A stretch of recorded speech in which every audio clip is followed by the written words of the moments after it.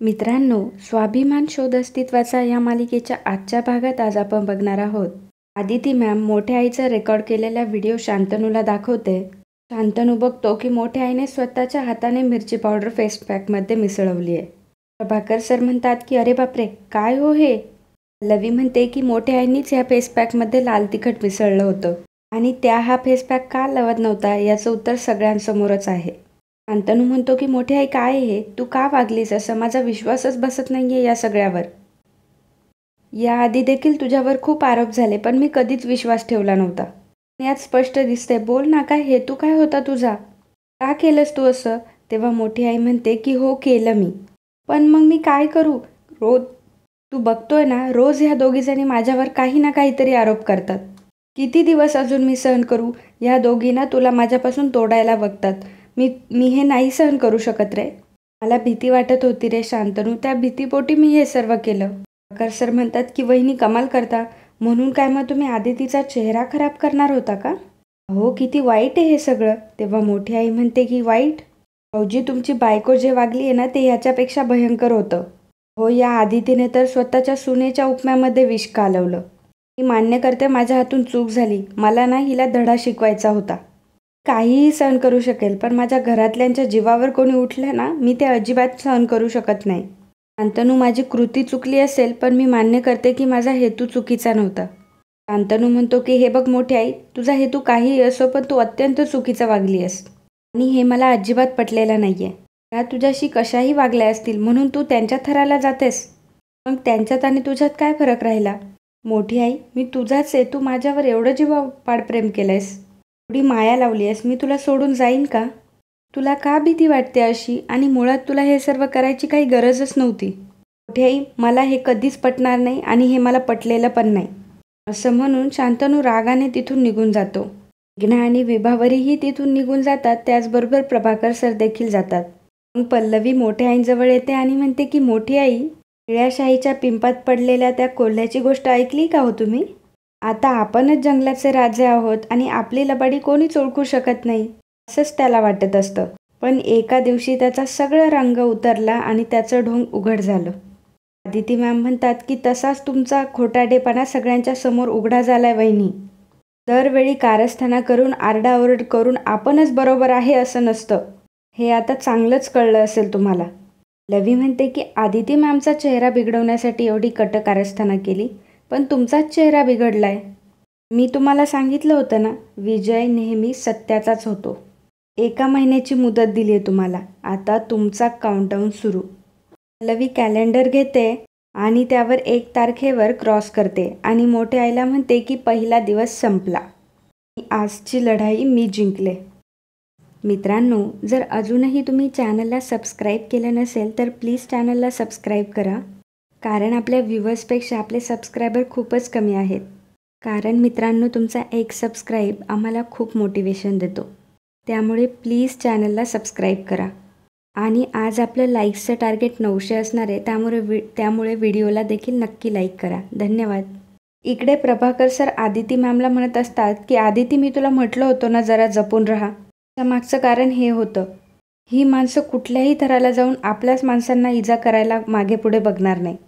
Aditi ma'am म्हणतात की हो, बरोबर आहे प्रभाकर तुझं, आम्ही काळजी घेतोय, पण आज आम्ही ठरवूनच रिस्क घेतली होती. पण पल्लवीची योजना यशस्वी झाली हं. पल्लवी म्हणते की मोठी आई असं काही वागू शकतात, अशी काही कारस्थानं करू शकतात, हे शांतनूंना आज पहिल्यांदा पटलंय. रागावलेत ते त्यांच्यावर. आता ही आपल्या यशाची पहिली पायरी असली तरी आपल्याला थांबायचं नाहीये. लवकरात लवकर आपल्याला सगळं भिंग फोडायचं आहे यांचं. आपल्याही हातून सगळं निष्ठत चाललंय ना, दिवस फार कमी आहेत आपल्याकडे. आदिती मॅम म्हणतात की शांतनूला आता जरी हे सगळं पटलं असेल ना, तरीसुद्धा त्या आपल्या मायेच्या जाळ्यात ओढायला शांतनूला कमी करणार नाही. त्यामुळे आपल्याला आणखी पुरावे त्यांच्यासमोर आणायला हवे. आपल्याला एक करता येईल. जेव्हा मी संस्थेचं ऑडिट केलं होतं ना, तेव्हा मला कळलं होतं की दादांनी खूप फ्रॉड केलेत. पण त्याचे पुरावे सर्वांसमोर आणू शकतो. तेव्हा पल्लवी म्हणते की बरोबर आहे.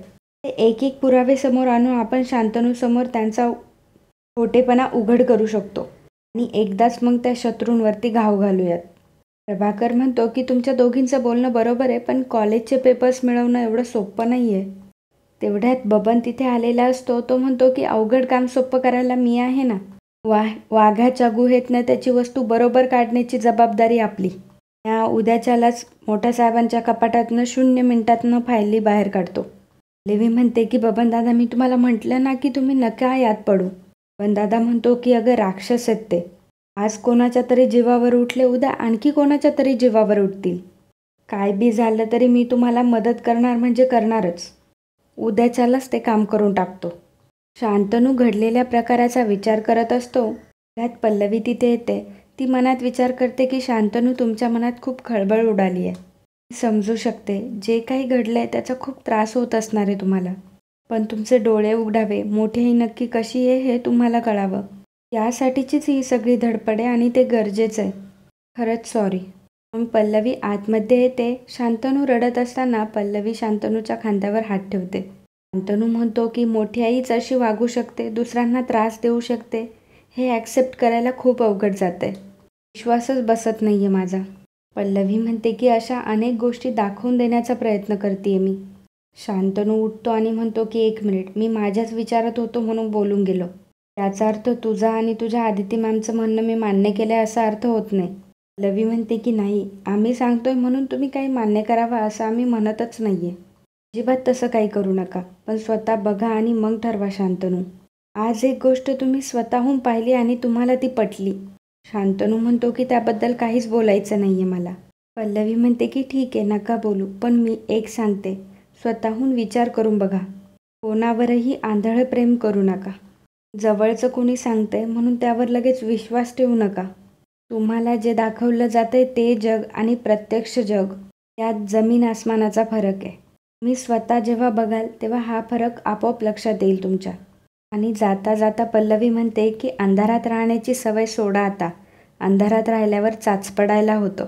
आणि मग पल्लवी लाईट लावते आणि म्हणते की लख्ख प्रकाशात पुढची वाट दिसते. तुम्हालाही ती नक्की दिसेल असा विश्वास आहे माझा. आणि मग पल्लवी तिथून निघून जाते. इकडे मोठी आई मोठ्या काकांना म्हणत असते की आज ह्या आदितीमुळे आणि पल्लवीमुळे मला मानखाली घालावी लागली. सगळ्यांसमोर चूक कबूल करावी लागली. असंच जर या दोघींचं साटलोटं चालू राहिलं ना तर या घरावरचा ताबा जाईन की काय अशी भीती वाटायला लागली आहे. हे काका म्हणतात की सुपर्णा, यापुढे आपण जास्त सावध राहायला पाहिजे हे खरं आहे. पण तू घराची काळजी अजिबात करू नकोस. या घरातून आपल्याला कोणीही बाहेर काढू शकत नाही. त्याची मी आधीच कायदेशीर कारवाई करून ठेवली आहे. पण यापुढे कुठलाही गुन्हा असा सहजासहजी कबूल करायचा नाही. आणि वेळ आली ना साम दाम दंडभेद वापरून आपण त्या दोघींना घराबाहेर काढायचं. मोठी आई म्हणते की आणि गरज पडली तर शांतनूला देखील मी या घराबाहेर काढायला मागे पुढे बघणार नाही. या घरावर माझी सत्ता होती आणि माझीच सत्ता राहील. मोठे काका म्हणतात की बरं मला एक सांग, तो हक्क सोडपत्राचा कागद तुझ्याकडे व्यवस्थित आहे ना? जे पुढच्या काळात जर गरज पडली तर तो आपल्याला वापरता आला पाहिजे. मोठी आई म्हणते की मी कपाटात जपून ठेवलाय, तुम्ही एकदा स्वतःच्या डोळ्यांनी खात्री करा. मग मोठी आई मोठ्या काकांना एक फाईल देते आणि म्हणते की बघा याच्यात आहे. मोठे काका म्हणतात की सुपर्णा, तो कागद याच्यामध्ये नाही आहे. मोठी आई म्हणते की असं कसं होईल, तुम्ही नीट बघा बघू. मोठे काका म्हणतात की मी 4-5 वेळा उलटसुलट बघितलाय, नाही आहे याच्यामध्ये. मोठी आई म्हणते की थांबा मी एकदा बघते अजून. सर्व फाईल बघून होतात पण कागद काही सापडत नाही. कारण कागद आधीच पल्लवीने गायब केलेला असतो. मोठे काका म्हणतात की आता जर हा कागद त्या दोघींकडे असेल ना, जी या घरावरची सत्ता गेलीच म्हणून समज. चल निघायची तयारी कर आता. मोठी आई म्हणते की असं कसं होईल, पण मी नीट ठेवला होता. मोठे काका म्हणतात की अख्खं कपाट बघितलं आपण, तू गादीखाली ठेवला आहेस का? मोठी आई म्हणते नाही, इथे ठेवणं शक्यच नाही कारण मी माझी महत्त्वाची सगळी कागदपत्र इथं ठेवते. त्यांनी एवढे पुरावे गोळा केल्यानंतर आणि 1 महिन्याची तुला मुदत दिल्यानंतर तू जास्त सावध राहायला पाहिजे होतं सुपर्णा. आता कुठं शोधायचा तो कागद, असं मोठे काका मोठ्या आईला म्हणतात. मोठी आई म्हणते की हे काम पल्लवीचंच असणार. मोठे काका म्हणतात काहीही करून तो कागद पहिल्यांदा मिळव, नाही तर आपलं काही खरं नाही. मोठी आई म्हणते की मी बघते तो कागद.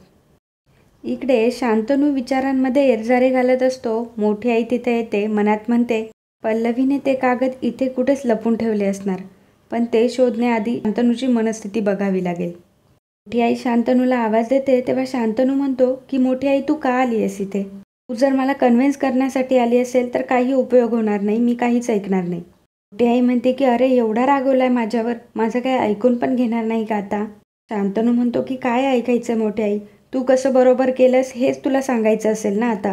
मोठी आई रडत म्हणते की मला माहिती आहे माझ्या हातातून खूप मोठी चूक झाली, गुन्हा झालाय माझ्या हातून. शांतनू म्हणतो की मोठी आई तुला एक सांगू का, गुन्हा असा एका रात्रीत घडत नाही. त्या व्यक्तीचा मूळ स्वभावच तसा असायला लागतो. मोठी आई म्हणते की शांतनू म्हणजे तू हे माझ्या बाबतीत बोलतोयस? तेव्हा शांतनू म्हणतो की मग काय बोलू मोठी आई?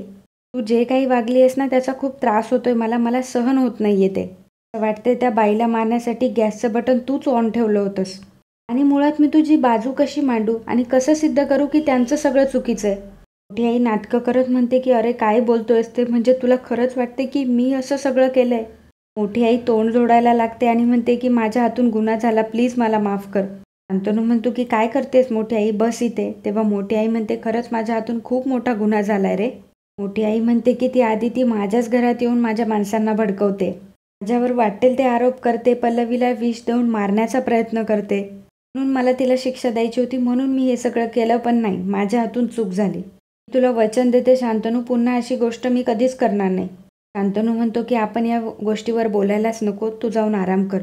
तेव्हा मोठी आई म्हणते की म्हणजे तुझा माझ्यावर विश्वासच नाही आहे? अजूनही तुझा माझ्यावर विश्वास नाही आहे ना? परमेश्वरा मला जगायचंच नाही आहे. शांतनू म्हणतो की मोठी आई तू मरणाची भाषा का करतेस? तेव्हा मोठी आई म्हणते की अजून काय बोलणार मी? सगळं जग माझ्याशी वाईट वागलं तरी चालेल, पण माझा मुलगा हे माझ्यावर विश्वास नाही ठेवला तर मला नाही जगायचं. शांतनू म्हणतो की मग मी काय करू मोठी आई, सांग ना. तुझ्यावर झालेले सगळे आरोप खोटे असंच मानतोय ना मी, आणि अजून ते सिद्धसुद्धा झालं नाही. खूप संताप होतोय माझा, प्लीज समजून घे मला. मोठी आई म्हणते की मला जरा पाणी देतोस का? तेव्हा शांतनू पाणी आणण्यासाठी खाली जातो. मोठी आई लगेच कपाटात कागद शोधायला लागते. आणि मित्रांनो, आजचा भाग इथेच संपतो. पुढील भागात आपल्याला पाहायला मिळणार आहे, मोठी आई म्हणते की आदितीचं हक्क सोडपत्र माझ्या हातातून बळकावलं असं वाटलं पल्लवी तुला? नेमकं ते हक्क सोडपत्र मोठ्या आईच्या हाताला लागतं. मोठी आई म्हणते की मला हरवणं एवढं सोपं नाही आहे. आणि नेमकं अंधारात मोठी आई जाताना तिचा पाय लागून तांब्या खाली पडतो आणि मोठ्याने आवाज होतो. तेव्हा मेघना आणि पल्लवी दोघीही कोण कोण असं ओरडतात. मेघना लाईट लावते तेव्हा त्यांना मोठी आई दिसते. मोठी आईचा चांगलाच चेहरा उतरतो. मित्रांनो, कालच्या एपिसोडमध्ये पहिल्या 3 तासात कमेंट करणारे आपले दर्शक होते साक्षी जाधव, रोहिणी मगार, अशोक डुंबरे, राणी बेलोटे, ज्ञानेश्वर आचारी, आर्या, मंदारवी बोधारे, प्रिया शिंदे, नमिता चिक्रमाने, प्रमोद पंडित, योगेश टोनसाळी, निवृत्ती बोकमुरकर, अपूर्वा पाडाळकर, गोविंद परब, सुशील डावरे, योगेश टोनसाळी, गौरव झिने, पूनम पाटील, नेहा जे, गीता आर, माधुरी पाटील, भास्कर दहाले, वंदना तांबडे, अश्विनी मुंडे, नीलम गीते, संजना मोरे, कैलास जाधव, सुनीता एवाले, संजय वैद्य, मानसी राऊत, वर्षा चौगुले, रेश्मा राहते, रेश्मा भगत. त्याचबरोबर मित्रांनो, अजूनही आपल्या प्रेक्षकांनी खूप छान कमेंट केल्यात, तर अशाच कमेंट करत राहा आणि तुमचं प्रेम असंच असू द्यात. धन्यवाद.